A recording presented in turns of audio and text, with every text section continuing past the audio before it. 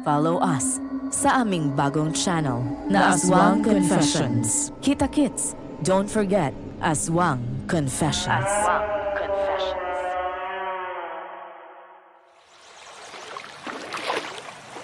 Lo, umikot na lang tayo. Huwag na tayong tumawid pa nitong tulay. Bakit na po? Natatakot ka ba? Hindi naman po.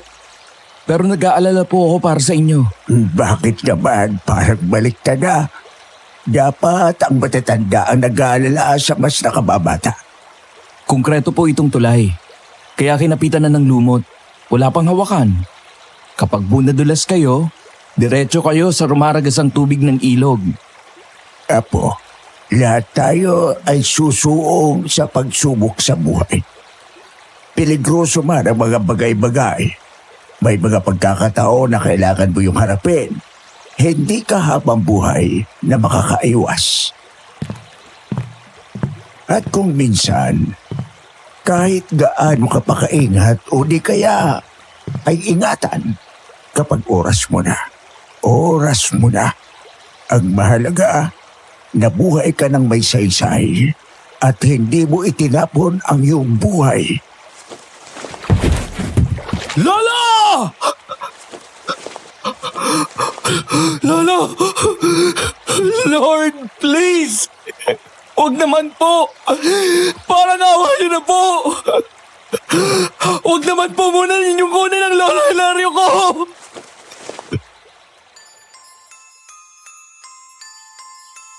Sinasabi ng matatanda na kapag nakapanaginip ka ng tao na nalulunod, tsak na mamamaalam ito. At hindi nga sila nagkamali.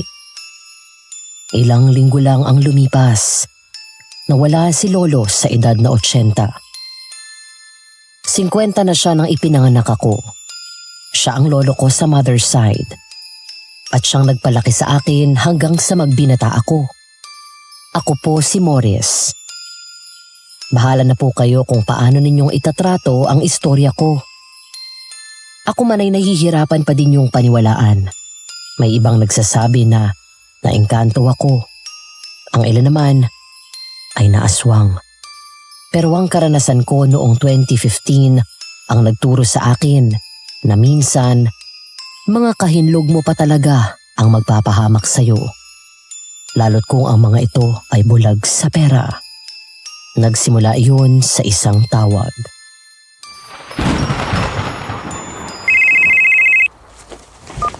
Hello? Morris, malapit na ang babang luksa ng papa. Umuwi ka na muna sa probinsya natin sa Martes ang unang araw ng pandasal. May trabaho po ako. Abay, paano kaya yan? Ikaw lang ang wala. Ikaw pa na paborito ni papa. Tito Renan, wala pong paborito si Lolo Hilario. Lahat po kami na magpipinsan ay mahal niya. Pantay-pantay po kaming lahat sa mata ni Lolo. Huwag ka na magpalusot pa. Dumalo ka. Pumunta ka rito. 9 na araw lang naman eh. Sige ka.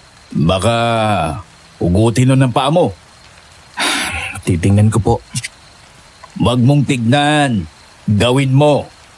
Ang mga pinsan mo nagsipuntahan. Naglimpas sa trabaho.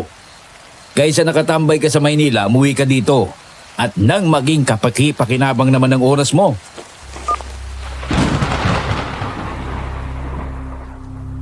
Kagandahang asal na iniukit ni Lolo sa akin ang pumigil upang wag kong bastusin si Tito Renan. Makasabi siya ng tambay sa akin, gayong siya itong nakaasa lang kay Lolo. Umaasa na sa oras na mawala si Lolo, basta na lang siyang uupo sa naipundar noong matanda. Inis man ako. Hindi ko natiis si Lolo. Nagpaalam ako sa agency at umuwi sa probinsya. Sana pala, hindi na lang.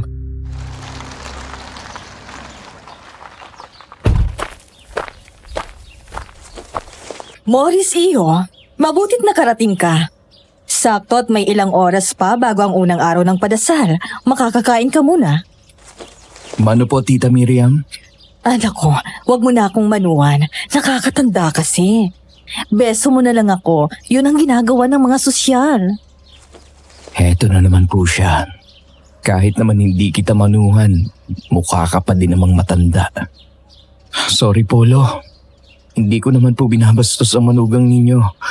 Kairita lang po kasi. Magpamano ka na dyan. Palakihan ni Papa, natural. Makalumang paraan ang alam niyan. Buti at gumagalang eh. Siya, sige na nga. Pagpalain ka ng Diyos. Nadagdagan yatang wrinkles ko. Diyan na kayo magtsuhin. Sumunod na kayo sa loob. Oh, kumusta ang biyahe, Morris? Hindi ka ba na-traffic? Hindi naman po. Wala pang masyadong sasakyan dahil madaling araw po ang naging biyahe ko. Ganun ba? Hindi ka pa nakakabili ng kotse hanggang ngayon. Hindi naman mahalaga yun. Napatanong lang ako. O tayo na sa loob. Tama lang ang dating mo. Nasa hapag na ang mga handa. Hindi naman pala mahalaga. Bakit binanggit niyo pa? Ganoon pa din ang lugar na kinalakhan ko. Malaki, maganda at misteryoso. Ngunit iba na rin dahil wala na si Lolo. Tila ba nawala na yun ng sigla. At isa pa, pakiramdam ko ay may kung anong nakalukob doon na nakamasid. Nag-aabang. Papasok kami sa main door ng bahay nang makaramdam ako ng malamig na hangin na parang may ibinubulong. Naramdaman ko na nagsitayuan ang aking mga balahibo. Morris, alis na. Huwag ka nang tumuloy. Lo? May sinasabi ka ba, Morris? Wala po. Parang narinig ko lang kasi si Lolo. Sa tingin ko ay natutuwa yung kasi umuwi ka. Hindi nga eh. Mukhang nagbababala si Lolo. Ano kayang balak ng mga to? Pagpasok namin sa bahay, sinalubong ako ng malawak na sala. Marami ng tao at may mahabang mesa na puno ng mga handa. Nagkakagulo sila sa isang putahe. Ang igado, hindi nila pansin ang mahinang paglangit-ngit ng kahoy na sahig o ang panakana-kana amoy ng luom na basang kahoy. Bakas sa mga dingdingang natuyong tulo ng ulan na pilit tinakpan ng mga obra ng kung sino. Ay, eto na siya, oh. Pamangkin namin yan. Anak ni Olive. Kamukhang kamukha yan ang biyanan kong lalaki. Obviously. Hello po. Kumain ka na muna, Morris. Ito ang plato. Tikman mo yung igado. Sadyang in-order yan ng tiyahin mo. Kita mo naman, pinagkakaguluhan. Ayoko ng igado. Inihaw na atay okay pa ako. Diyos me naman. Kinakabag ako sa putahin nito eh. Sige po. At tama nga ako. Daig ko pa ang kumain ng kamote, Madam Venus. Naging musical instrument ang aking behind. Nakakahiya. Kahit nang sumapit na ang hapon, naglalabas pa din ako ng masamang hangin. Upang hindi ako mapahiya, nagpasya akong tumigil muna sa likod bahay. Nandoon pa din ang mga tanim na puno ng saging ni Lolo at isang babae na hindi ko kilala. Miss, may maitutulong ba ako sa'yo? Hilario, nagbalik ka na? Miss, hindi ako si Hilario. Apo niya ako. Ako si Morris. Hindi. Oo nga. Ibang pabango mo. At saka di hamak na mas bata ka sa kanya. Bakit mo hinahanap si Lolo? Hindi mo ba alam na... Patay na siya? Alam ko. Dumalo pa nga ako sa lamay niya. Bawat gabi ng lamay niya. Kahit nung araw ng libing niya. Hanggang sa maubos ng tao. Ako ang huling umalis. Hindi si Hilario ang hinahanap ko. Ano? Baka sakaling matulungan kita. Ang singsing na iniregalo niya sa akin. Tanda ng aming pagkakaibigan.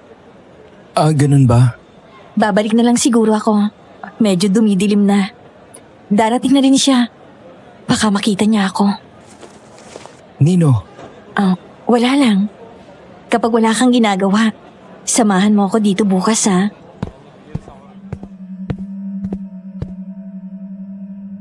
Kinagabihan lalong bumaha ng tao. Paano naman kasi ay pista ng aming lugar tumama ang unang araw ng padasal para sa babang luksa ni Lolo. Binanggit ko kay Tito Rena ng tungkol sa babae na nakita ko, pati na ang tungkol sa hinahanap niya na singsing. Kapansin-pansin na nag-iba ang galaw ni Tito Renan. Parang namutla din siya. Aksidente din niyang nabitawan ang kutsara niya na gamit. may nakita po akong babae doon sa may sagingan kanina. Babae? Maganda ba? Tipo mo? Maganda po, pero hindi ko masabi na tipo ko. Mahaba po ang buhok niya. Hanggang likod. Balingkinitan at may kaputian. Napagkamalan nga po ako na si Lolo Hilario. Ano daw ang pakay doon sa likod bahay? May hinahanap daw siyang singsing. Bigay daw po ni Lolo Hilario. Tanda daw ng pagkakaibigan nila. Ano ba naman, Renan? Hindi ka na bata para makapaglaglag ka pa ng kubyertos. Kay dami nang ang bisita, dalagdagan mo pa? Ikuha mo na lang ako ng bago, Miriam. Tapos Morris, nasabi ba sa'yo kung anong pangalan niya? Hindi nga po eh. Pero napansin ko po na parang medyo hirap siyang maglakad. Parang kaladkad po ang paa at hindi tinitiklop ang tuhod. May kilala po ba kayong ganon? Wala. Akala ko kakilala ko ang nakita mo sa sagingan. Pero ganyang sabi mo nga may matigas na tuhod. Wala akong kakilalang ganoon. Baka napolyo niyang nakita mo. Magandang gabi po, Sir Renan. Saan po namin ilalapag to in order yung extra tray ng igado? Adriana. Nandiyan ka na pala. Teka ha, itatanong ko kay Miriam. Siya nga pala, ito ang pamangking ko na si Morris. Galing Maynila yan. Hello? Iwan ko muna kayo ha.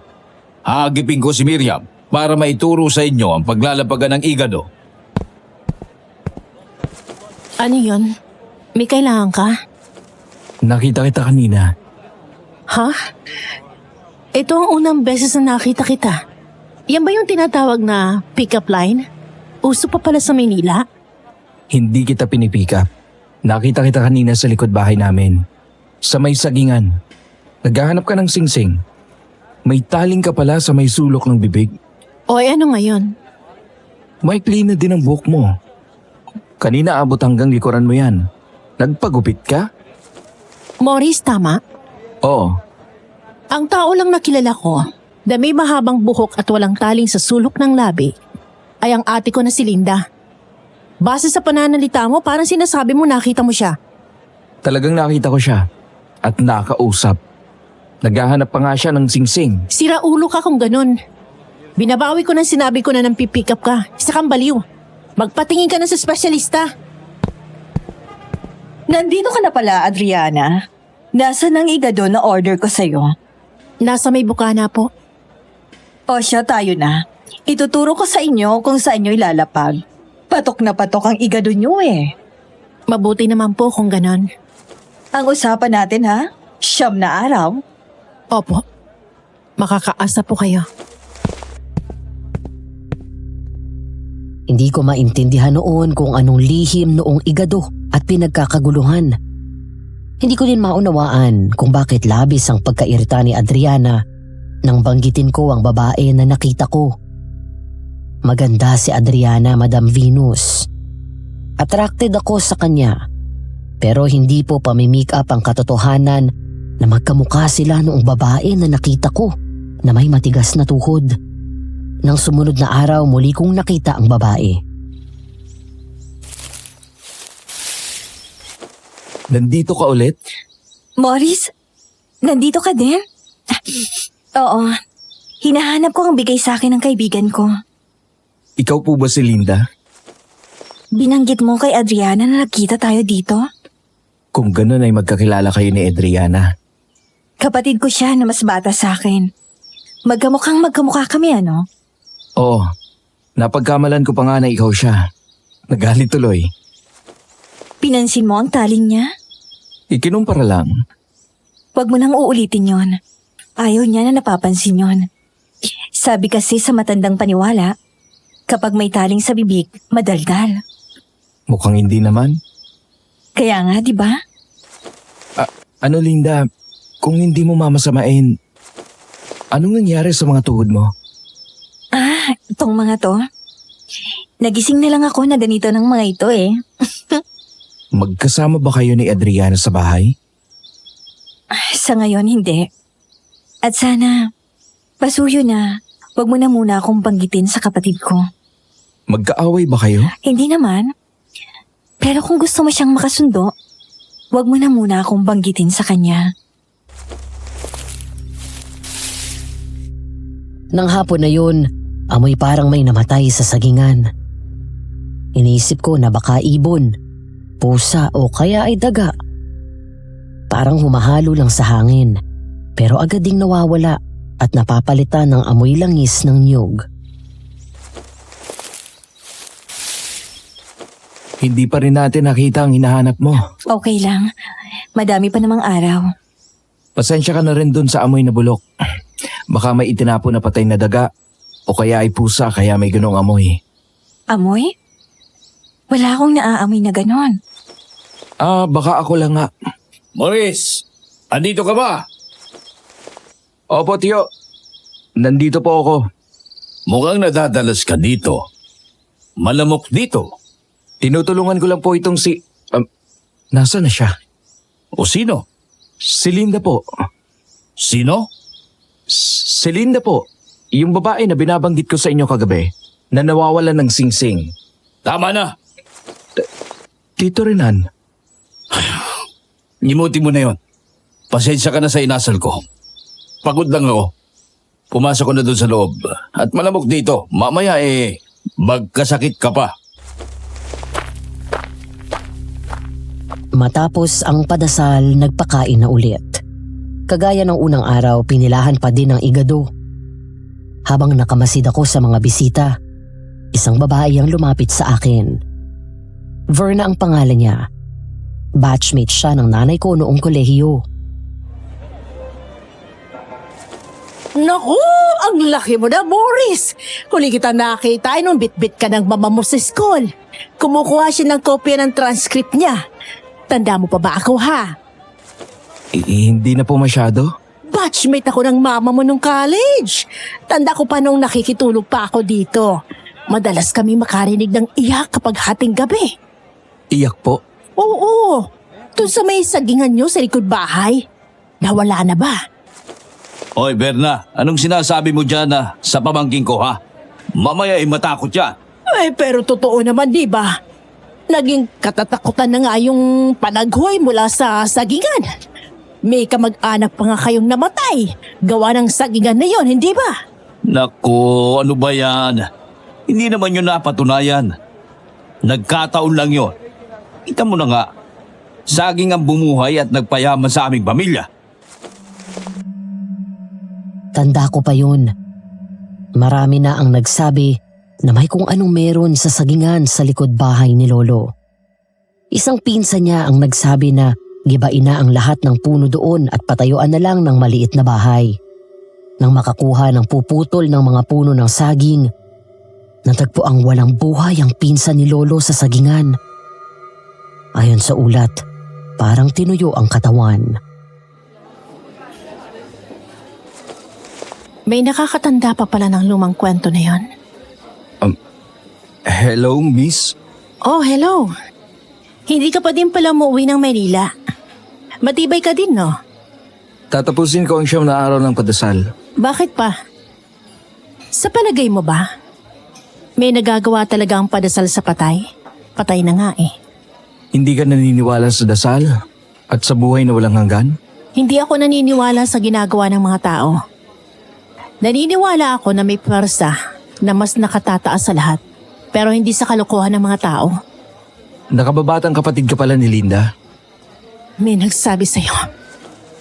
Kung sabihin ko ba na si Linda mismo ang nagsabi sa akin, maniniwala ka?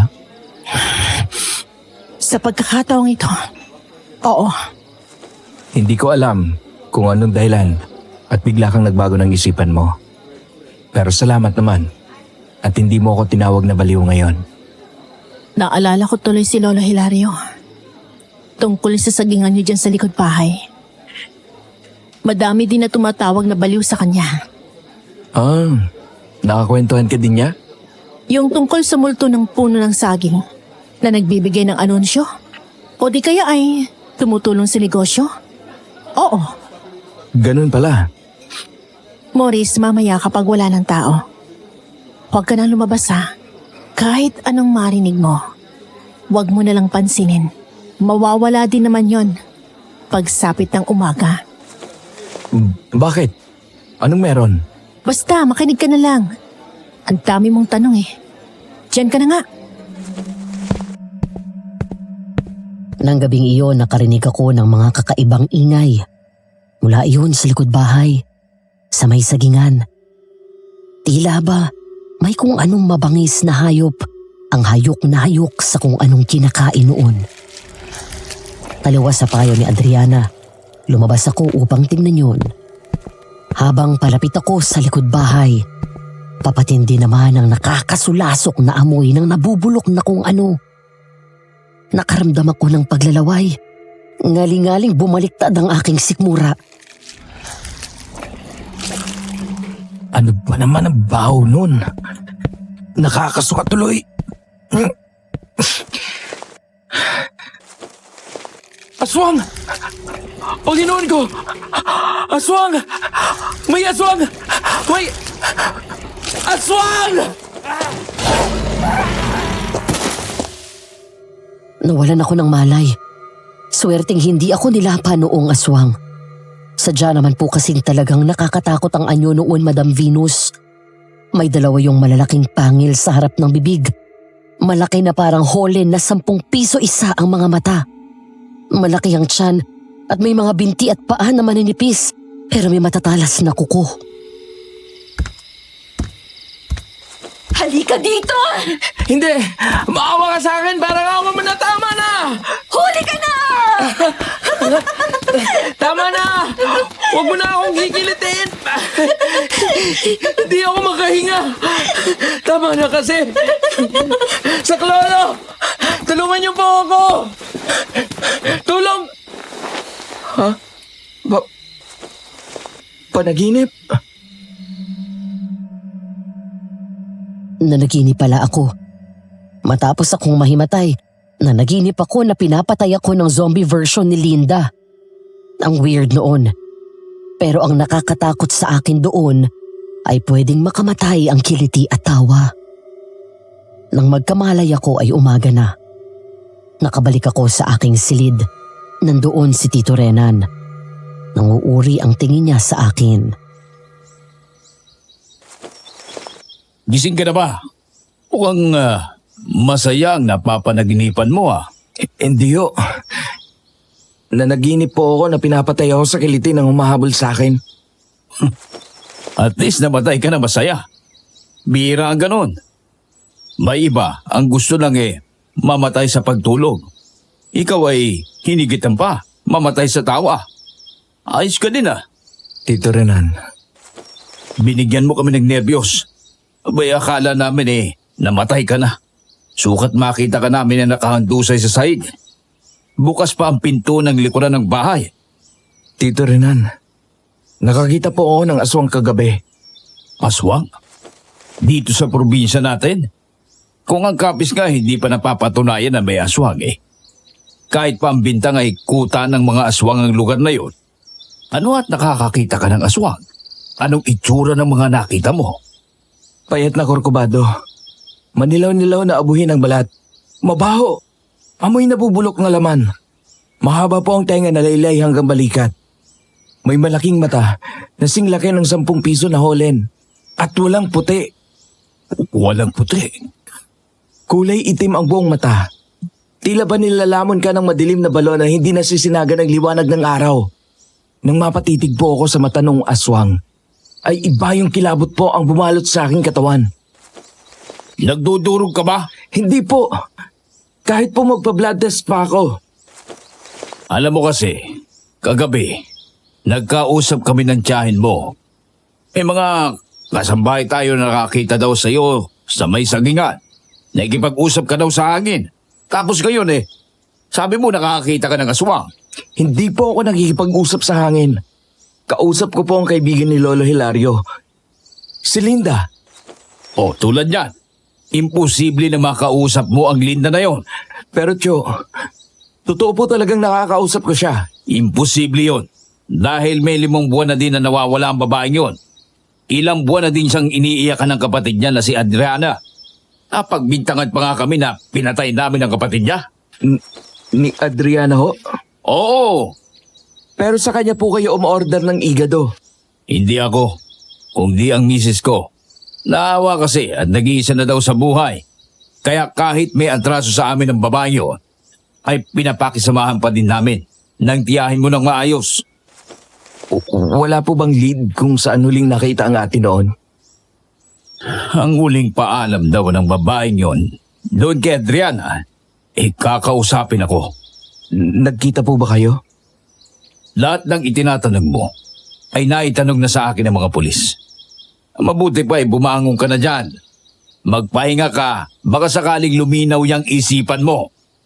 Malinaw po ang isipan ko, Tito. Isa pa, Maurice, umiwas ka na sa sagingan. Hindi mo naman siguro gustong mabansagang baliw tulad ng lolo mo na naghahanap ng kung ano-ano doon sa sagingan noong nabubuhay pa. Ang baliw na yon ang nag-angat sa pamilya nila. Ang negosyo ng pamilya namin na banana plantation ang nagbigay ng marangyang buhay kina Tito Renan. Lapastang ang anak. Yun ang salitang naisip ko nang tawagin niyang baliw si Lolo Hilario. Buong araw akong naglibang sa pag-iikot ng buong bahay. Naghaalis ako ng init ng ulo. Nang magawi ako sa lamesang kamagong ni Lolo, naalala ko na may lihim siyang taguan doon. Ang alam ko, may secret compartment si Lolo dito eh. Ayun. Sabi ko na matatandaan kita. Kita mo? Nandito ka pa din, natalaan ka ni Lolo. Ah, eto. Tanda ko to. Nang minsan ako na umuwi kay Lolo, napansin ko na nadadala siya sa sagingan tuwing hapon.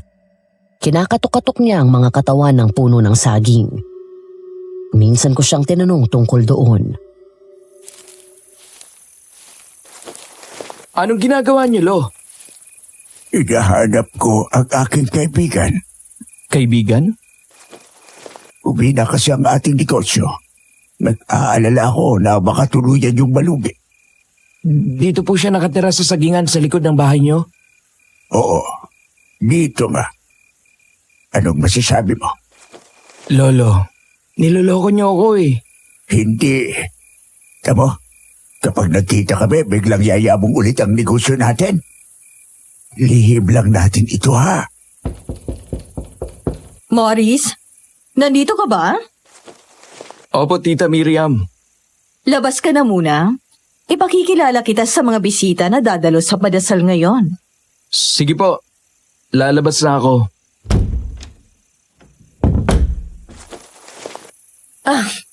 Heto na siya. Ito na si Maurice. Kita niyo naman, oh. Parang ambyanan ko lang na lalaki noong kabataan niya, hindi ba? Isa pa iyon sa ipinagtataka ko, Madam Venus. Noong kabataan ko, halos ipanghinura ako ni Tito Renan at ng asawa niya na si Tita Miriam. Umabot sa punto na tinanong ko na si Lolo Hilario kung ampun ako. Dahil pakiramdam ko, inis sa akin ang lahat ng kapatid ng mama ko. Oh, bakit mo sagot ang mukha ng apo ko? Ayaw mo bang kasamang matulog si Lolo? Iba na talaga kapag malaki na, no? pagbigyan mo na ako. Minsan ka lang naman umuwi dito. Hindi naman sa ganun, Lo. Kahit pa mag-50 ako, gugustuhin ko pa din na makasama kayo pagtulog. Anong dahilan kung ganon? Ampun po ba ako? Bakit mo naman naisip yan? Kasi po, bakit po lahat ng kapatid ni Mama parang galit sa akin? Pati po ang mga asawa nila. Kung itrato po ako, parang hindi po ako kadugo. Ang mga humag na yon. Makinig ka sa akin ha, Morris. Kung meron bang apo ako na may dugong nananalaytay mula sa akin, ikaw yon. Ikaw lang yon, mahal na mahal ka ni Lolo. Tandaan mo yan. Matapos akong iikot ni Tita Miriam at Tito Renan upang ipakilala, ay sinimulan na ang padasal. Nang matapos yun, ay nagsikain na ang mga bisita. Habang nagkikwentuhan sila, nagpasya akong magpahangin. Wrong move. Doon na nagsimula ang kilabot ko na hindi na pwedeng ilusot bilang guni-guni. O dahil nagdodroga ako, o dahil baliw ako.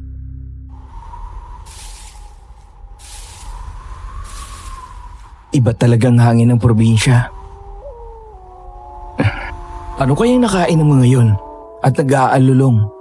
Nakakakilabot naman. Ibang kilabot ang naramdaman ko, Madam Venus. Aabot hanggang buto. Parang nakahalo sa hangin ng takot na hindi ko mawari. Kumabog ang aking dibdib at nakaramdam ako ng malamig na pawis sa aking noo. Nakita ko si Linda malapit sa mga puno ng saging. Bala ko siyang batiin nang may biglang pumigil sa akin mula sa likuran. Huwag! Parang awa mo na. Huwag mo siyang batiin. Dahan-dahan tayong umurong. Oo. Aalisin kong pagkakatakip sa bibig mo. Basta huwag ka maingay ha. Ipaliliwanag ko sa iyong lahat. Basta lumayo na lang muna tayo. Ayan, nandito na tayo sa silbing opisina ni Lolo. Pwede bang magpaliwanag ka? Bakit ayaw mo akong pabatiin sa ate mo? Hindi ka na dapat pang pumayag umuwi dito sa probinsya. Yan na naman. Bigyan mo ako ng maayos sa paliwanag. Hindi na yun ang ate ko. Ano? Hindi mo ba napansin? Iba ang kulay ng balat niya. May kakaibang amoy din na nagmumula sa kanya. Ano bang pinagsasasabi mo? Matagal ko nang alam na patay na ang ate ko. Kaya galit na galit ako sa'yo. Nang sabihin mong nakita mo siya at nakausap pa. Sinasabi mo ba na multo ang nakausap ko? Hindi. Kung hindi isang patay. Mali, isang pinatay na naghahanap ng hustisya. Mali, isang pinatay na gustong magiganti. Zombie? Pwedeng ganon. Pero hindi. Naging isang aswang ang malanhig ang ate Linda ko. Aswang? Kung ganun ay... Hindi. Hindi si ate Linda nakita mo nung gabi na nawalan ka ng malay. Kung ganun ay sino? Ang pinsan mo na si Riza. Ang anak ni Tito Renan at Tita Miriam? Nasisiraan ka ba ng bait? Wala kaming lahing aswang. Hindi man ako marunong sa mga ganyang bagay. Sigurado ako na hindi basta-basta nagkakaroon ng aswang ang isang pamilya. Talaga lang ha? May alam ka? Oo. Pwede lang maging aswang kung may lahi o kung ang asawa na kaniig ay aswang. Maaari ding maging aswang kung mapasahan ng mutya o kaya ay makakain ng may laway ng aswang o kung isumpa o sadyang ialay. Pero walang satanista sa amin para gawin yon. Kita mo nga panay padasal.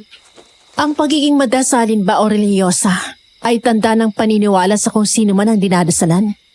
Mag-isip ka nga. Doon ako natigilan. Ano ba ang alam ko sa pamilya namin? Sa angka namin? Ako na hindi umasa sa yaman na ipinundar ni Lolo. Ginusto ko na makagawa ako ng pangalan na magbibigay dagdag na karangalan sa aming pamilya. Ako na kahit kailan ay parang estranghero sa sarili naming angkan.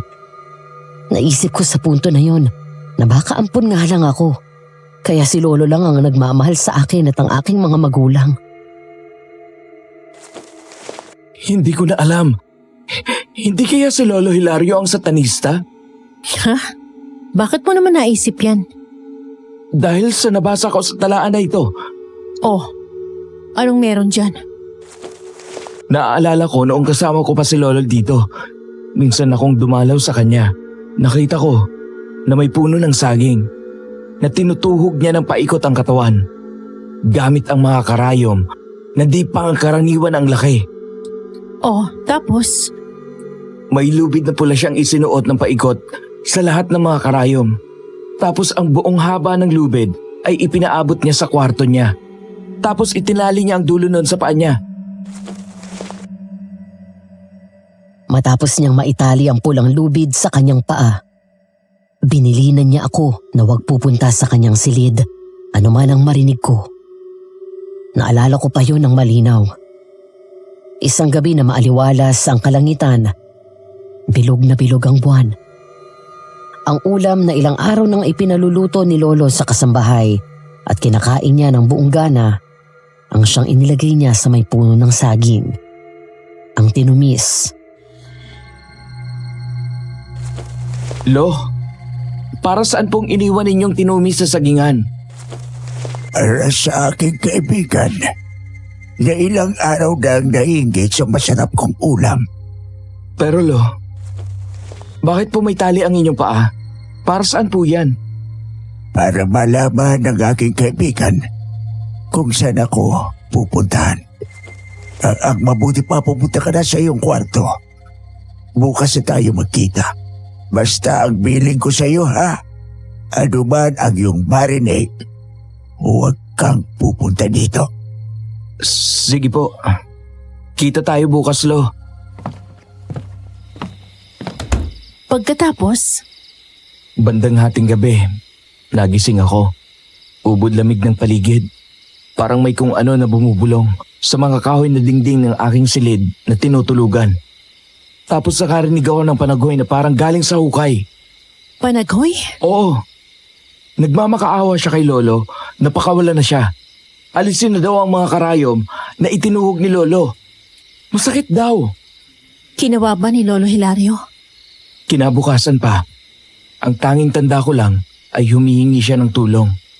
Anunsyo at mga sinyales doon sa kausap niya. Anong nangyari pagkatapos nun? Katakatakang umangat muli ang negosyo ni Lolo. Alam mo ba na hinahanap ng tiyuhin mo ang talaan na yan? Ha? Paano mo naman nasabi? Nang hindi pa nawawala si Ate Linda, sinugod kami ng tiyuhin mo. Hinihingi niya sa ate ko ang talaan daw ng tatay niya. Paano naman nadamay ang ate mo? Maniwala ka man o hindi. Nagkaroon kasi ng relasyon ng ate ko at ang lolo mo. Hindi nga. Si Lolo papatol sa... Ilang taon na ba ang ate mo? 35. Apo na niya ang ate mo. Alam ko, pero wala namang sexual na nangyari sa kanila. Naging sobrang lapit lang sila sa isa't isa. Nagbigay pa nga ng singsing ang lolo mo sa ate ko eh. Ang singsing na hinahanap niya? Nang gabing yun, kinausap ako ni Tito Renan. Napansin pala niya na ilang beses akong nagpabalik-balik sa opisina ni Lolo. Tinanong niya ako kung may alam ba ako sa talaan ni Lolo. Itinanggi ko yun. Ngunit ibinahagi ko sa kanya ang alam ko tungkol sa multo ng puno ng saging. Pagkabanggit ko noon ay umamin na si Tito Renan sa akin. Bumababa ang kita ng negosyo. Ang totoo kasi niyan, Morris, ikaw na ang huling pag-asa namin. Umasa ako na baka alam mo kung saan itinago ni Papa ang talaan. O baka naibigay niya sa iyo. Bumababa ang kita ng plantasyon. Malawak naman po ang taniman natin ng saging sa Davao. Yun nga ang problema. Para tayong nasalot. Nagkakasakit ang mga pananim doon. Tanging ang mga tanim natin sa likod ng bahay Kastila na ito ang nananatili na malusog at hitik sa bunga. Ngunit sana abot ang bunga ng iilang puno. Sana nga po ay makatulong ako. Pero hindi ko po alam ang tungkol sa talaan. Ang tanging alam ko lang po ay kung anong sinabi ko sa inyo. Kung bakit naman kasi, hindi ako ipinakilala ni Papa sa mga koneksyon niya. Di sana may mauutangan para sa dagdag puhunan. Diyan ka magaling na hindi ka magsikap. Puro ka asa sa anino ni Lolo Hilario. Ano kaya kung gamitin niyo po muna ang ipon ninyo? Mababawi din naman po yun kapag kumita na ulit ang plantasyon. Anong ipon ang pinagsasabi mo? Wala ako noon. Ang ipon ko ay ang minana ko kay Papa. Natural na nagamit ko din yon sa aking personal na pangangailangan. Inasahan ko na ang ganong sitwasyon, lalo at si Tito Rena nang nakialam sa naiwan ni Lolo. Pero ang marinig ko yun sa mismong bibig niya, tunay na nakakapanlambot. Sa ika-4 na araw ng padasal, isang matalik na kaibigan ni Lolo ang dumating, si Francisco.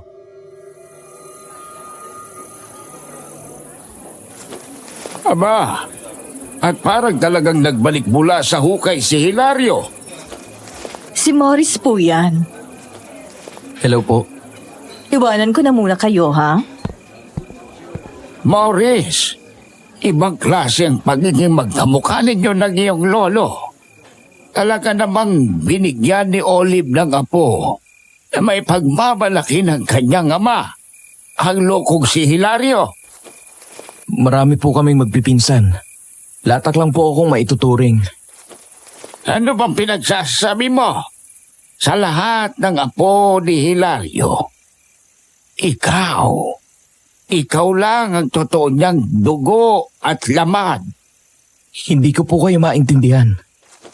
Hindi ba sinabi sa iyo ng lolo mo? Ang mga tiyuhin mo ay hindi nagkaanak sa kanilang mga asawa. Tanging ang ina mo, ang nag-iisang anak na babae ng lolo mo, ang nagkaanak. Lahat ng pinsan mo ay ampun lang. Hindi na ako nakakain ng hapunan ng gabing yun. Punong-puno ako ng mga katanungan. Mga katanungang nabigyang kasagutan ng ilan sa pagbabasa ng talaan ni Lolo Hilario. Totoo ang sinabi ni Francisco. Nasa talaan ni Lolo ang katotohanan na yun. Si Mama lang ang nakapagbigay ng apo kay Lolo. Inabangan ko si Adriana nang kinokolekta na nila ang tray nila. Sinabihan ko siya na magkita kami kapag tahimik na ang kabahayan. Saan tayo? Doon sa may kanto. May tindahan doon na di nagsasara. Pwede tayo doon. Sige, doon tayo. Tago! Saan? Diyan sa malago niyang bugambilya. Ayoko nga. Matinik yan eh. Huwag ka na maarte. O magiging hapunan tayo para sa gunggong ka. Shit. Ano yan? Nakakatakot. Huwag kang maingay kasi. Kapag tayo napansin yan, ipapalapa kita. Balot ng takot, halos maihi ako sa aking pantalon. Oo, sobra ang takot ko noon. Dahil ang mga aswang o mga halimaw, sa pelikula ko lang nakikita. Hindi ko sukat akalain na sa totoong buhay ay makakakita ako ng aswang.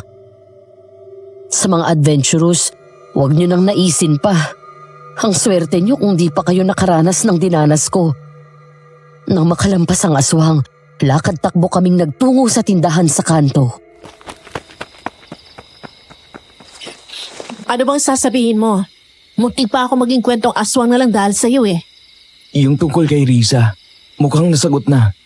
Oh? Nalaman mo? Ako lang ang tunay na dugot laman ng pamilya.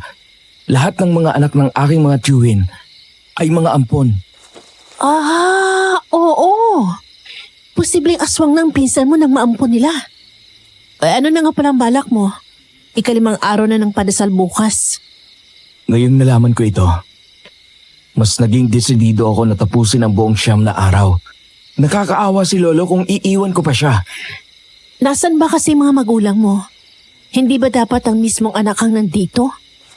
Ngayong naitanong mo yan, napaisip ako. Daddy's girl ang mama ko. Hindi pwedeng hindi siya pupunta. Lalo at babang luksana.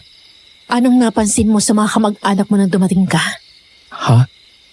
Ano? Naging magiliw bigla si Tita Miriam at Tito Renan sa akin. Naging maayos din ang pakikitungo ng karamihan sa mga pinsan ko sa akin. Maging ang ibang kapatid ni Mama ay naging maayos ang trato sa akin.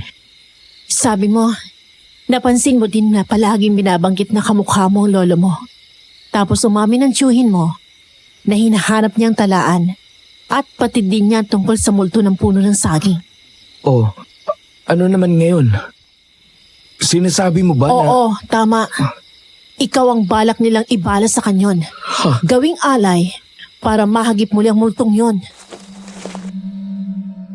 Naghiwalay kami ni Adriana na mas lalong dumami ang aking katanungan kaysa sagot sa mga iniisip ko. May merito ba talaga ang mga sinabi niya? Dapat ba talaga akong maniwala sa kanya? O sa pamilya ako magtiwala? Kinabukasan bago ako lumabas ng aking silid, tumawag ako sa aking mga magulang. Nabigla ako sa aking nalaman. Hindi alam ni Mama ang tungkol sa padasal.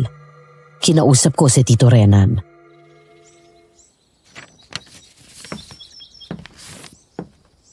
Tito Renan, pwede ko ba kayong makausap? Sige ba? Tinawagan ko po si Mama sa Taiwan. Sabi niya, hindi niyo daw siya sinabihan. Nako, nakalimutan ko na. Abala kasi ako sa pag-asikaso ng panasal at isa pa, inaasahan ko na tatawagan mo naman ang mama mo. Ay, hindi mo din pala siya naalala. Bakit? Sinong hindi natawagan? Ay, sino pa? Eh, di ang daddy's girl na si Olive. Hindi mo tinawagan ang mama mo? Dapat ikaw ang gumagawa nun. Busy na kami ng tito mo sa pag-aasikaso dito. Oo, Madam Venus. Nabaliktad pa nga ako. Pero hindi na lang ako kumibo. Sabi din kasi ni Mama, representative na lang niya ako. Patay mali siya na lang akong humingi ng huwad na paumanhin sa aking tiyuhin. At ginugol ko ang aking oras sa pagbabasa ng talaan ni Lolo. Hanggang sa nakita ko na dumating ang igado. Sa kasamaang palad, wala si Adriana ng oras na yun. Ang alali lang niya ang nandoon. Ay nako, hindi magandang kausap yung Adriana na yan. Sabi ng bandang tanghali maghahapunan na dinala. Buti't pumayag ang magdadasal na baguhin ang oras. Dito niya na ilagay yan sa may kwarto. Tulad ng dati, baka kasilangawin. Ang presyon mo, Miriam. Paano naman kasi? Na-late daw kasi may ibang pinagkaidahiran. Wala akong pake. Lamigan mo nga yung ulo mo. Pupunta lang ako sa likuran. Yung pinapatayo kong snacks ay nahulog mula sa bintana ng kwarto. Baka mapaglaruan ng mga ligaw na hayop. Sige, bumalik ka agad dito at walang sasalubong sa mga magdadasal. Tita, tulungan ko na kayong buhatin yan. Sige nga, Morris. Medyo masakit na rin kasi ang likod ko. Tulungan niyo ako! Ang daliri ko! Ang mata ko! Ang mata ko! Ospital! Dalhin niyo ako sa ospital! Nakita namin na duguan si Tito Renan. Dukit ang isang mata at putol ang daliri niya na may suot na singsing. Ayon sa intindi ko, nakaramdam si Tito Renan na parang may kumikiliti sa kanya. At nang mapahiga siya, doon hiniklat ang daliri niyang may suot na singsing at dinukot ang kaliwa niyang mata. Napagalaman ko na singsing na bigay ni Lolo kay Linda ang nasa daliri niya.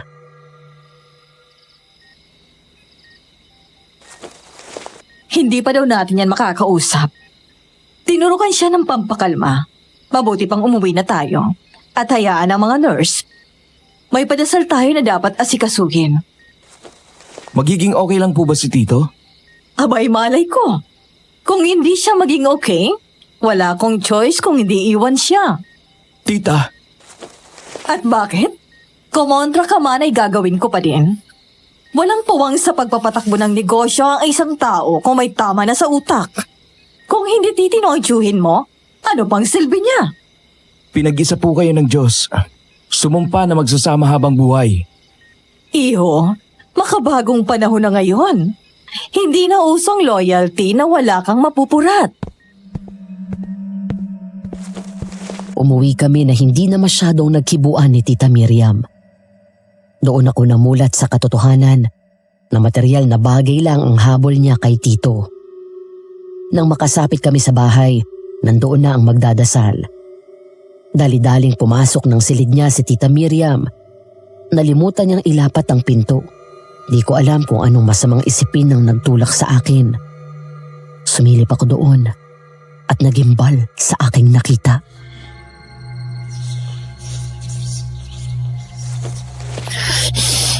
Masusuka yata ako. Ano ginagawa mo dito? Nakikisilip. Maniningil sana ako pero parang wag na lang. Ano ginagawa niya doon? Ano pa? Eh di naghugas ng tulya niya sa tabo. Tapos ang pinaghugasan niya, inihahalo niya sa igado. Grabe! Parang lalabas na ang kinain ko. Bakit niya ginagawa yon? Hima yun. Gayong mo sa pagkain para balik-balikan. Manhid ako sa pagkabigla, Madam Venus. Anong uri ba ng angka nang meron kami? Nanghilabot ako. Ano kaya ang pakay ni Tita Miriam at ginagano niya ang pagkain? Naalala ko si Lolo Hilario. Balak talaga nila na gayahin ang ritual ni Lolo sa pagtawag sa multo ng puno ng saging. Ang mga ungas at hindi lalaban ng patas, hihingi na naman ng tulong sa multo.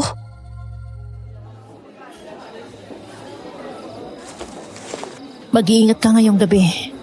Anumang pagkain o inumin, huwag mong kakainin o iinumin. Gika, magiging hapunan ka. Bakit? Kutob ko, iyan na nila gagawin ang pagtawag dun sa multo ng puno ng saging. Naku po. Huwag yun ang katakutan mo. Ang isipin mo ay yung lalapit na hindi naman tinatawag. Anong ibig mong sabihin?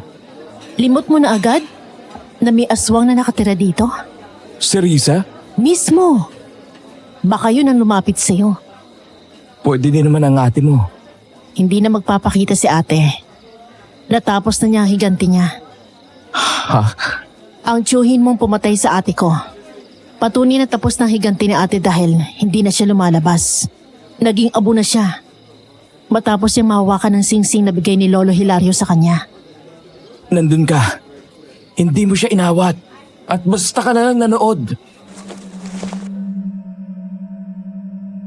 Alam ko deserve ng tito ko ang sinapit niya, Madam Venus. Pero hindi ko napigil na hindi sumama ang loob kay Adriana. Kamag-anak ko yun eh. Parehas kami ng dugong nananalaytay sa amin. Pero kahit tampo pa ako kay Adriana, natagpuan ko ang aking sarili na sinusunod ang kanyang payo. Nang gabing yun, nagkunwari akong tulog. At nahuli ko si Tita Miriam na tinalian ng lubid na pula ang aking paa. Yan. Ganyan nga, Morris. Matulog ka. Para lumapit ang multo na yon at bigyan ka ng anunsyo. Mabaliw man si Renan, may pakinabang pa din naman ang pamilya niyo. Gawa ng negosyo. Hoy, multo! Galingan mo ang anunsyo, ha? Tama nga si Adriana. Kailangan makaalis ako dito. Pero paano? Siguro ay hihintayin ko na lang kung may darating na multo o wala. Magdadasal na lang ako kay Lord. Sabi naman niya, ang sino mang lumapit sa kanya ay kanyang tutulungan. Hindi ako madasalin, lalong hindi relihiyoso. Pero natagpuan ko ang sarili ko na buong puso na tumatawag sa kanya. Dumating ang umaga at humalik ang unang liwanag ng bukang liwayway sa ibayo. Awa ng Diyos, walang multo na dumating sa aking kwarto. Nang silipin ako ni Tita Miriam, Ang tanging ginawa ko lang ay humingi ng gunting. Nang makapag-umagahan ay nagdesisyon ako na dalawin si Tito Renan. Gising na siya nang dumating ako.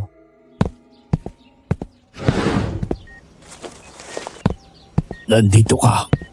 Opo, Tio.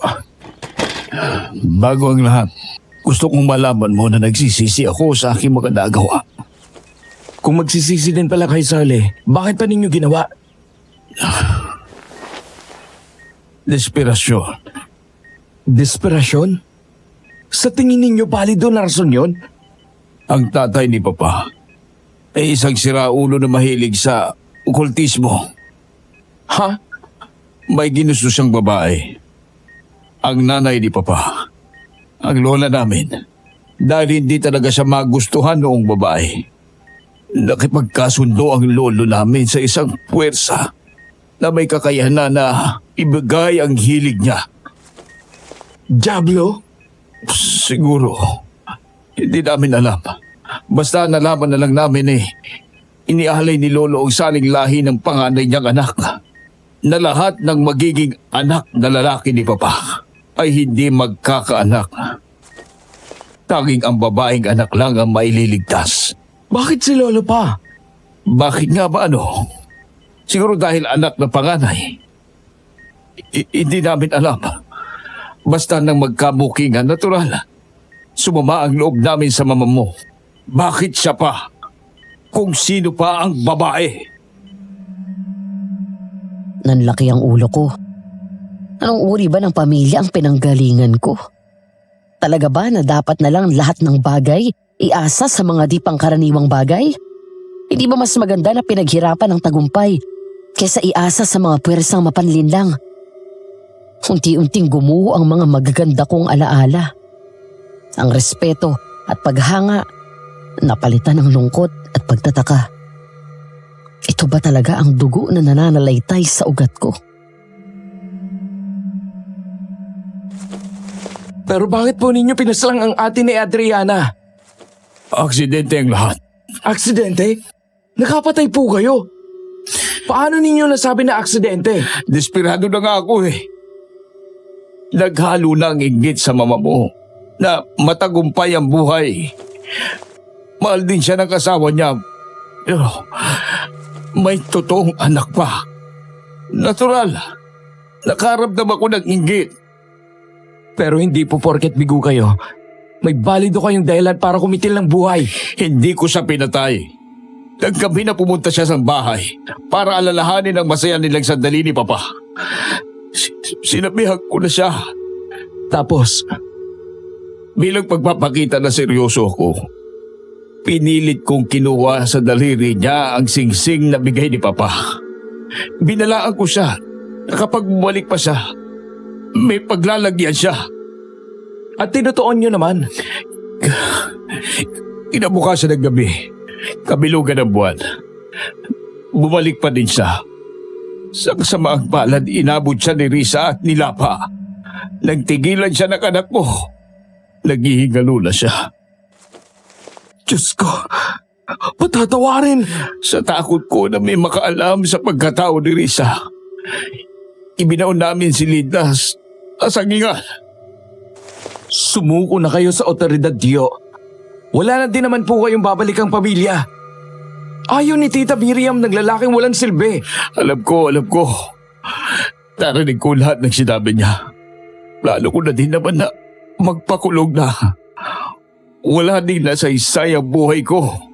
Meron yan, Tito Renan. Habang buhay kayo at tumihinga, may pag-asa. Umuwi ako sa bahay ni Lolo. Nakatulong lang ang naghihintay sa akin. Matapos akong makakain, nagpa siya akong magpahinga.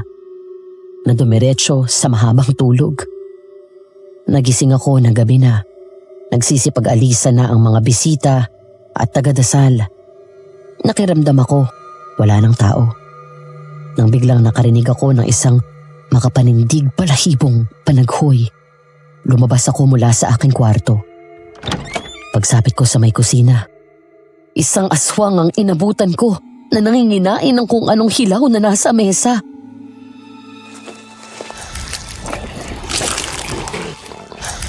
Anong kalokohan ito? Layuan mo ko, aswang ka!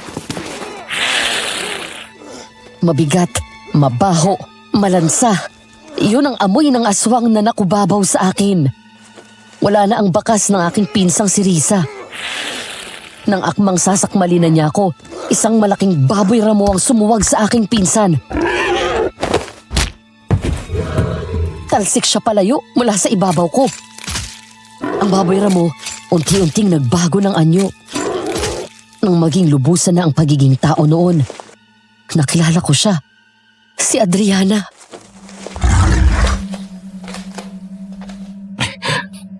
Aswang ka? Half lang naman. Kung ganun ay paano ka nakakapagluto ng igado? Hindi ako nagluluto.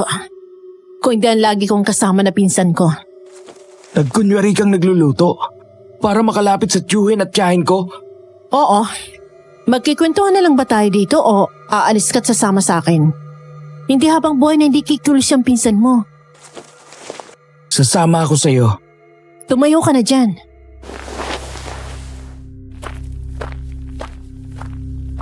Dinala ako ni Adriana sa bahay nila.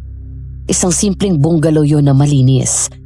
Halatang maayos at masino pang nakatira. Amoy mga halamang gamot at langis ng niyog. May ilang bote din na may lamang langis na hindi ko mawari. Manggagamot ka? Hindi. Ang lola ko manggagamot. Pero mahina kayong mga aswang sa mga ganito, di ba?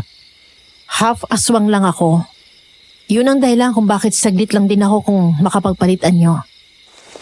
Anong uri ka ng aswang kung ganon? Isang half awok. Yung impacto mo na pinsan, isang uri ng tiktik. Hindi siya nakalilipad, pero perwisyong ganon. Pwedeng basta na lang siyang naampon kung saan? Kala ko sasabihin mo, galing kapis. Paano kung sinabi ko ang ganon? Talaga namang kuta ng aswang ang lugar na yon, di ba? Papalukain kita sa ulo kung sinabi mo yun eh. Papalukain? Uri ng sampigin na pinagsamang palot batok na nakakauka ng ulo. Grabe, brutal mo naman. Bakit ka mananakit, ha? Morris, kahit saan pwede magkaaswang. Minsan nga kahit tao, nangaaswang eh. O kaya mga kilos at gawa, masahol pa sa totoong aswang. Hindi ko itatanggihan. Totoo yan. Hindi mo nga alam kung bakit ba naaatim nila na gumawa ng ganun eh. Tao kasi. May bako. Ano nang balak mo ngayon? Balak? Hindi ko alam. Nalilito na ako. Isang parte ng puso ko, hindi kaya. Pamilya ko ang mga yun eh. Pero hindi ko naman pwedeng ignorahin ang katotohanan na magiging salot sila kapag pinabayaan. Pwede kitang tulungan. Sigurado ka? Aswang ka rin, di ba? Kahit pa half ka lang. Makakaapekto din yan sa'yo. Ayoko mandamay ng tao sa problema ko. Malakas ang pinsan mo. Hinayaan ng mga umampun sa kanya na masunod ang layaw. Hindi ko tukoy kung ilan ang nakain niya pero may ilang balita na pagpas lang sa di normal na paraan akong nabalitaan sa karating puok. Kutob mo ba? Hinahabol niya ako ngayon? Oo. At hindi rin ako magtataka kung nilapan na niyang sino man ang makasalubong niya. Kinain na siya ng pagkahayok niya sa laman. Tama bang gagawin ko? Naunawaan kong pag-aalala mo. Pamilya mo mga yun eh. May oras pa ba ako para makapag-isip? Pwede siguro kahit 2 oras. Balot naman ang bertud ang bahay na to. Di ka agad matutunto ng pinsan mo. Matapos noon ay iniwan muna ako ni Adriana upang makapag-isip. Aaminin ko sa iyo, Madam Venus, hati ako. Naaalala ko si Lolo at ang pagpapahalaga niya sa pamilya niya. Pero naiisip ko din na hindi ginusto ni Lolo ng aswang na apo. Isa pa, nag-umpisa na din ng problema si Tito Renan.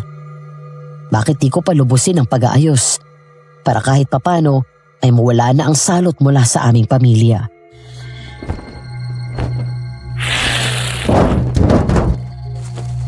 Pasensya ka na. Pero kailangan ko ng desisyon mo. Itatakas ba kita para makauwi ka ng Maynila? O haharapin mo ang salot na yan? Kakapalan ko ng mukha ko. Tulungan mo ako na harapin ang aswang na yan. Sige, pero wag dito. Wala tayong laban dito. Dadalhin natin sa malawak na lugar ang bruha na yan.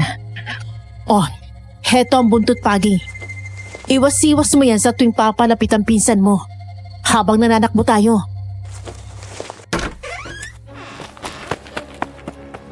Dumadagundong na dibdib, nanginginig na tuhod, nalalaking ulo. Ito ang mga naramdaman ko sa pagtakbo namin na yun. Bawat angil mula doon sa aswang, pakiramdam ko ay gusto kong panawan ng ulirat. Animoy, naaabot ako at nasa may leeg ko lamang ang hininga noon. Narating namin ang isang malawak na lugar na wala masyadong talahib. Naglabas ng kawayan si Adriana. Matulis ang magkabilang dulo noon. Sisikapin ko lansin yung aswang. Kapag sinenyasan kita, itarak mo yan ng walang pag-aalinlangan. Okay. Nauunawaan ko. Dito ka na matatapos! Masiba ka! Ngayon na, Morris! Katulad ng bili niya, walang pag-aalinlangan ko na itinarak ang kawayan. Ang hindi niya sinabi sa akin, natagos yun sa kanya. Gamit ang mga halamang gamot na nasa bag niya, isinaboy niya iyon sa aswang. Kita ko ang pagsusughat ng mga daliri niya. Di naglaon ay naging abo na ang aswang. Si Adriana na lang ang natirang nakatusok sa kawayan.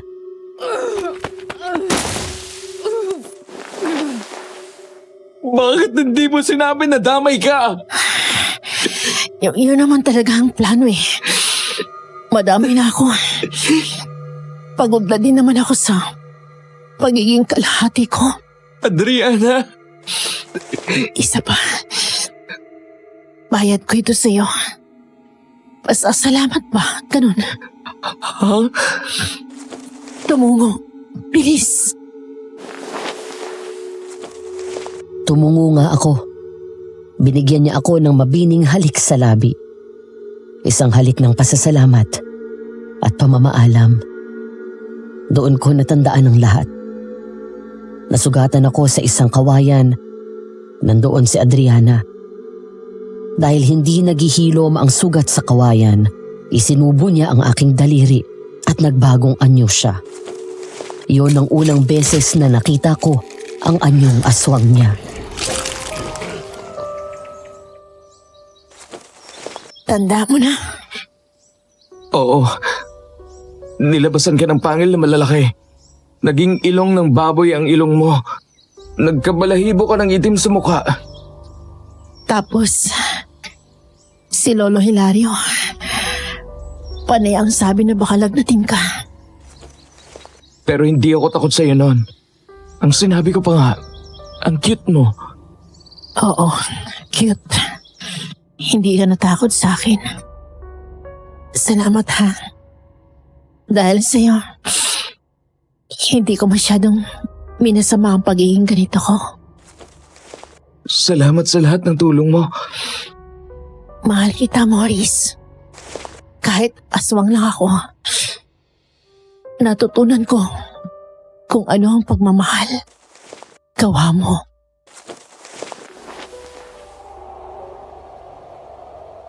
Pagsilip ng unang sinag ng bukang liwayway, nawala na rin si Adriana. Umuwi ako na pagod at malungkot. Nandoon na si Tito Renan. Sabi niya sa akin handa na raw siyang sumuko. Tama din si Adriana. Nilapan ni Riza si Tita Miriam. Nang maiayos namin ang libing ni Tita Miriam, sumuko na din si Tito Renan sa pulis. Inamin niya ang kasalanan niya.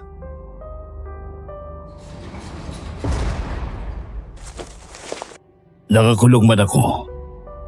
Masaya na din akong malaman na namatay ang mga salot aswang.